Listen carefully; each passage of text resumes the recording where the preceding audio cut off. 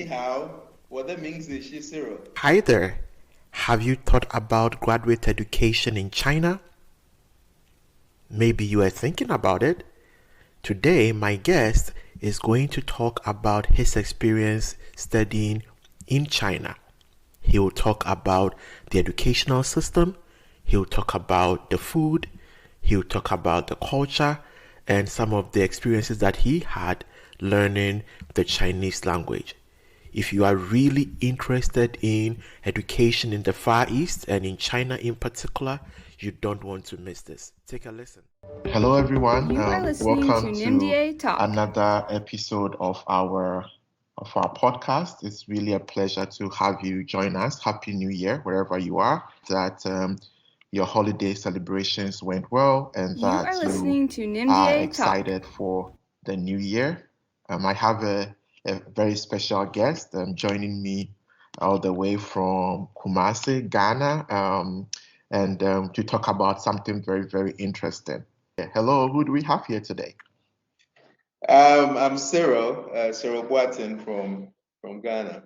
So it's great to be on the show. Good. Thanks for having me. Thank you, Cyril. It's a pleasure to have you. For those of my audience who know very little about you, can you tell us about yourself or what's your background?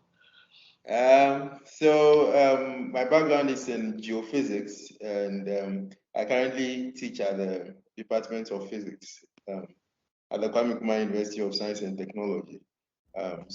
You are and then my listening to research is mostly NMDA Talk. in machine learning for oil and gas, and then I do a little bit of other applications of geophysics in groundwater and archaeological investigations. Okay. I also did physics and chemistry with geography at Prempeh College, where I went to high school. Oh, nice. Yeah, so that's the same thing. Yeah. Most people think of physics and chemistry as difficult subjects. For the average Joe like myself, that's a very difficult subject. You are listening to NMDA Talk. How come you sort of chose that route in terms of your own educational path? Was it a motivation from somebody? Can you talk a little bit about why you chose to go the route of like physics and chemistry and those complex subjects? That's a very deep question. All right, so we'll have to go back a bit then. My parents were teachers, and what they did, which I always appreciate them for, is that they really ignited this passion for reading. So I was always interested in reading. My dad always had loads of books for you to read. My mom always got books from her libraries. So I always had books to read. So one thing I was very sure of, like I said earlier, was that I wanted to read more. Anything that is complex, I want to study and understand how it works. So for me, it was quite easy to go into those subjects. What I can You hear are listening say to very clearly NMDA Talk. is that your passion for reading, and I think that the determination was a very important part of your life story, of your professional educational and experience. You did mention very briefly that after your undergraduate degree in Ghana, you taught at the You are Technical listening University to in NMDA Kumasi, Talk. and then you went to China. Yeah. Talk to me about that decision. For most of us from Africa, from other parts of the world, when we think about graduate education, our first inclination will be to go to the United States, to go to Canada, to go to the United Kingdom. Yeah. Why did you choose to? How did that trip to China come about? So yeah, that's another deep one, right? The thing is that when I finished my master's in KNUST, I wanted to do a PhD, so I started immediately, and then so I did 1 year in Ghana. There was no data, so I remember having a chat with my supervisor, and was like, okay, so if you really are interested in this, then maybe you probably should try somewhere outside.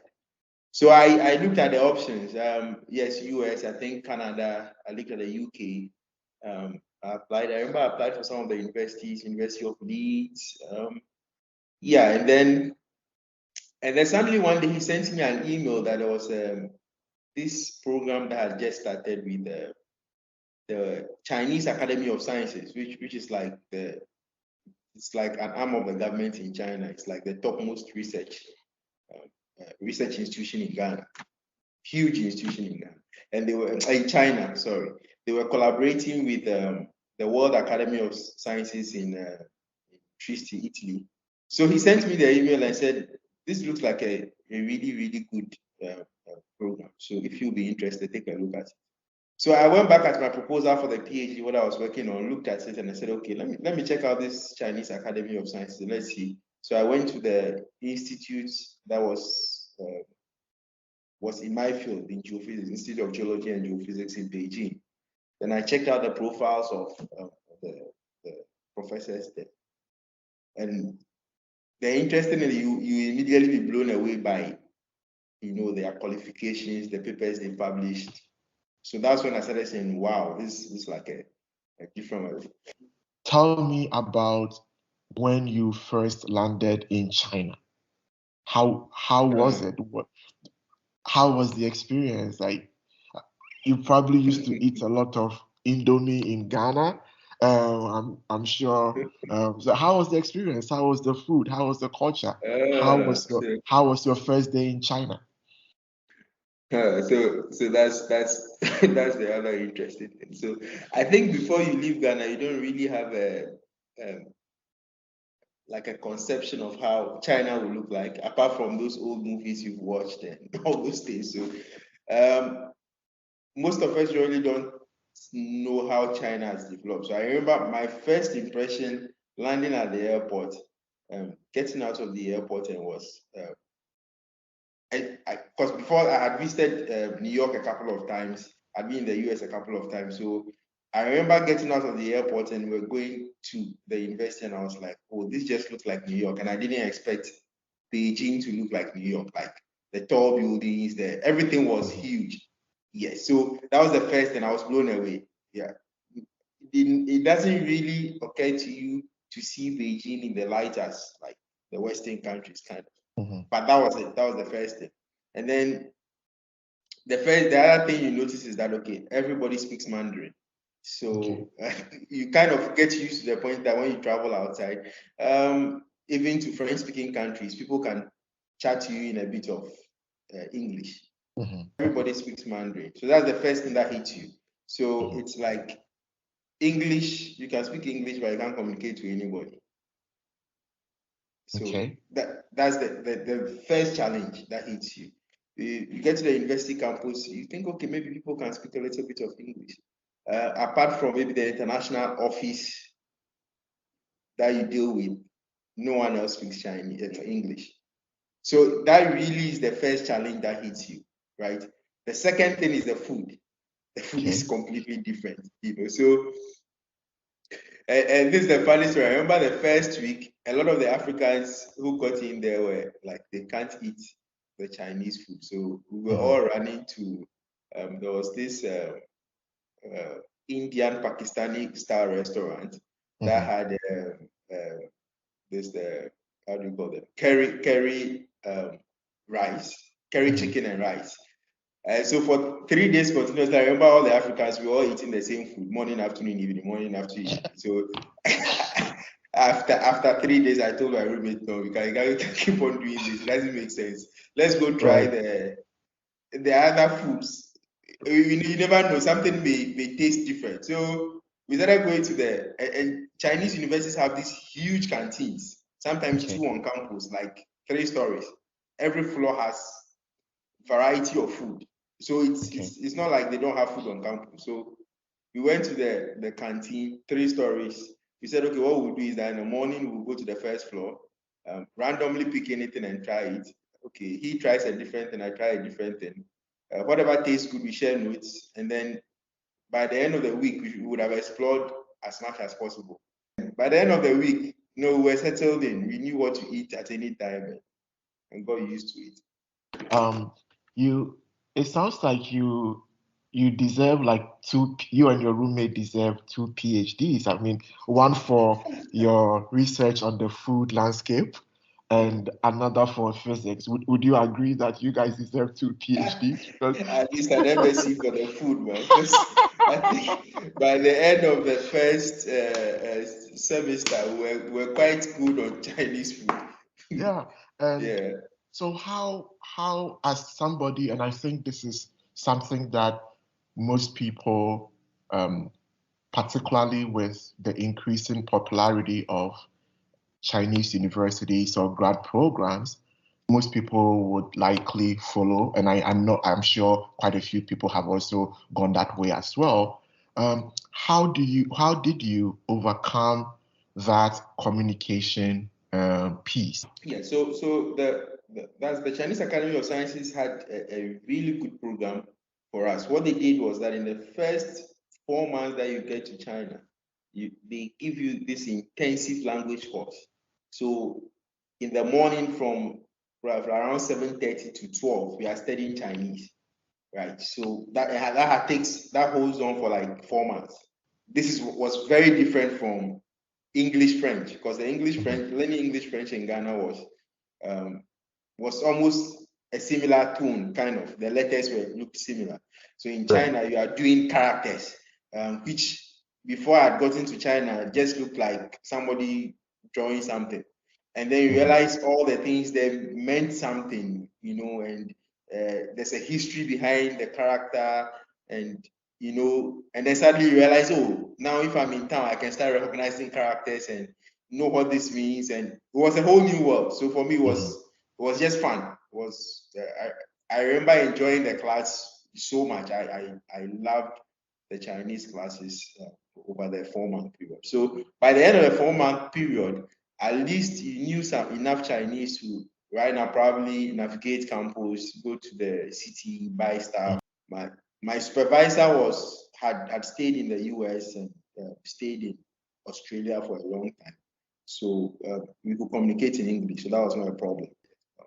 And I imagine that if you took classes and you did exams and the usual grad school routines, you did them in English.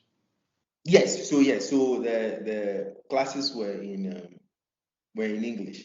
From what you are saying, it seems that you are quite fluent in Mandarin. Is that a good assumption to make?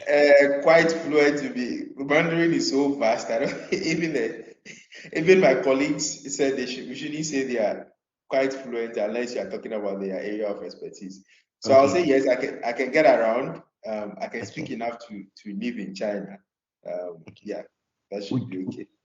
I mean, to actually verify that your Chinese credentials are intact, would you want to say something to my audience in Mandarin? Just something little, just so okay, that so we can. Probably I'll just ask. This is a form of greeting in China. If you've eaten, it's a form of traditional greeting in Ghana. So in China, so Chifan Lama, is like, have you eaten? But in some parts of China, it's a form of greeting. When you meet somebody, instead of saying ni hao, which is hello, you will say Chifan Lama, which is have you eaten? Yeah.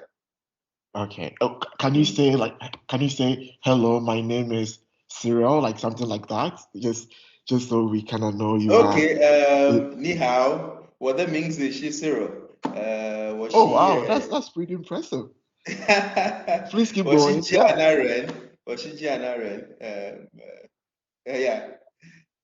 That should be okay, right? Okay. So I just said I'm Cyril. I'm a Ghanaian. Cyril, yeah, something like that. Wow, that's impressive. I don't speak Chinese, so whatever you say is good. I'm trusting so if somebody that you are telling me the right stuff. So ni hao is hello, and then what that means is Cyril means my name is Cyril. Yeah. Okay. Oh, that's interesting. So you were in China for 4 years as a graduate student researcher. For you, what would you say will be, in terms of your professional development, in terms of your evolution as a scientist, what would you say will be the highlight of your time in China? How did you improve as a person? What did you take from that Chinese experience? One of the best things I've learned from China was that they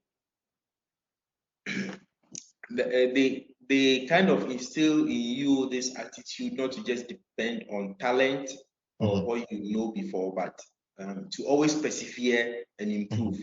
So my supervisor will not worry about, okay, what were your marks previously, or okay, I'm having difficulties executing this algorithm, is not working.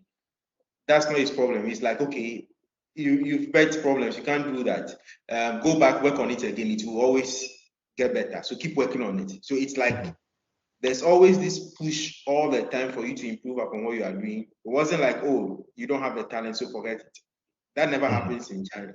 And for me, that was something you usually don't get. It's like, oh, there's somebody specially made for this role, so yeah, that's his talent. You should go ahead. I didn't get that attitude in China. It was always like, okay, I wasn't a computer scientist, but my PhD was shifting towards that area.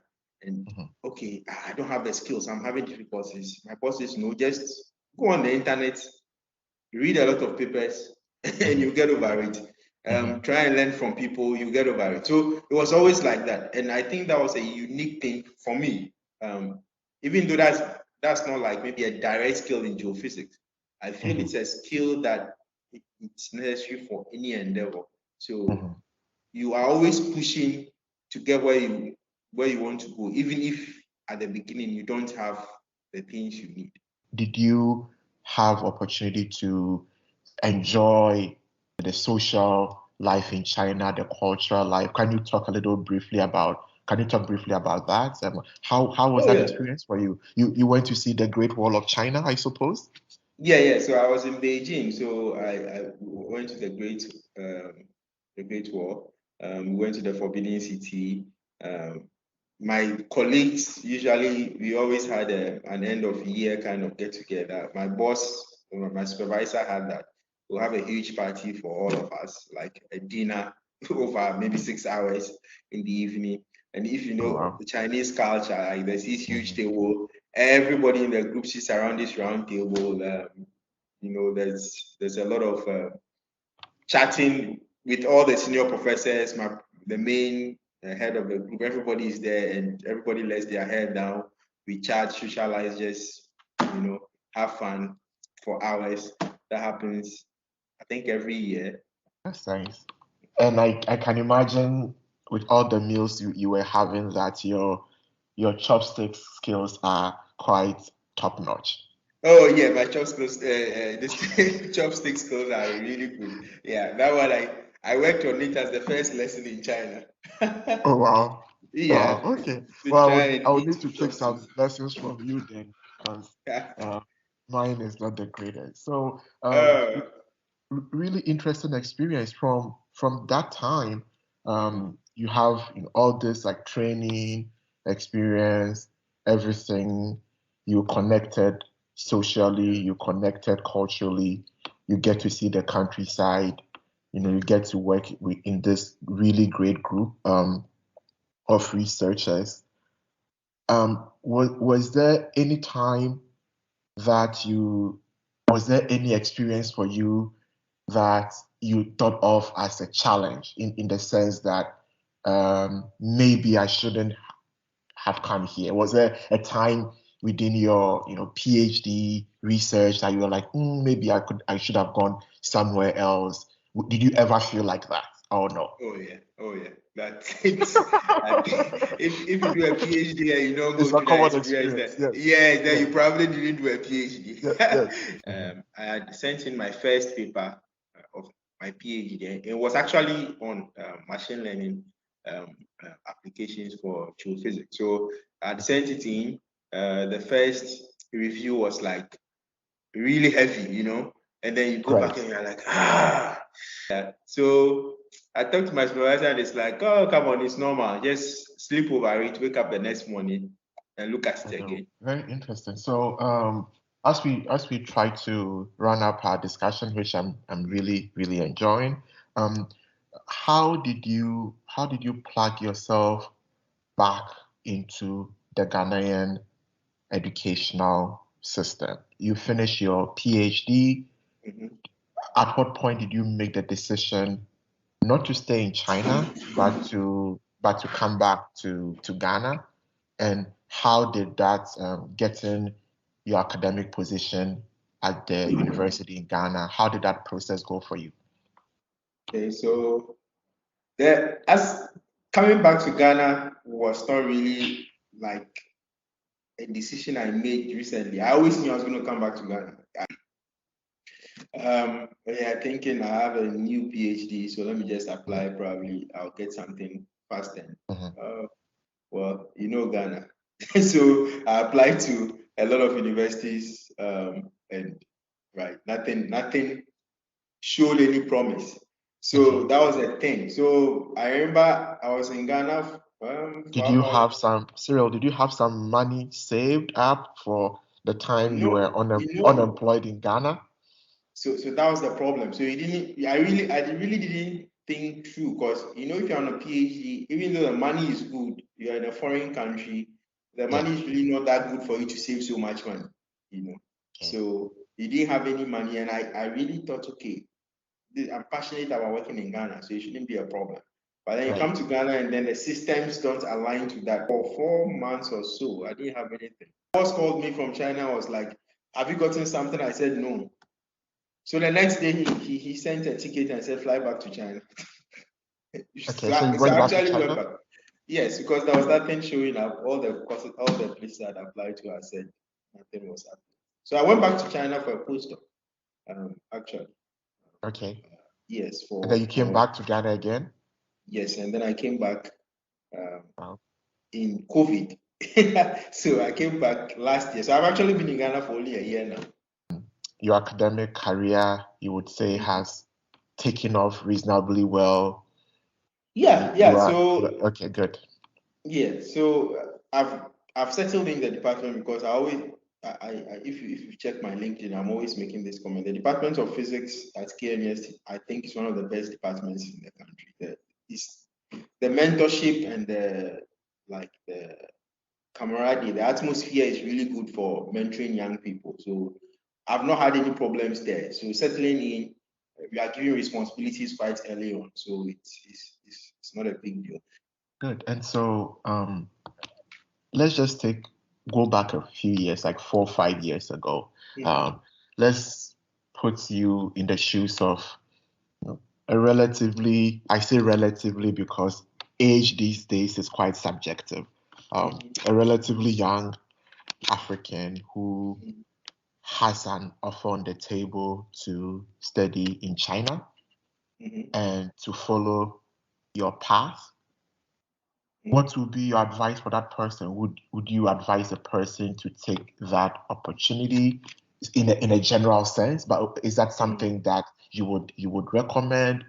Do you think that grad education in China, from your experience, is worth it from sort of the more broader scheme of things? I know it's a case by case basis for the most part, but from sort of from the bird's eye view, from a very broad, holistic perspective, would you say that that is something that is worth it and somebody should take that opportunity?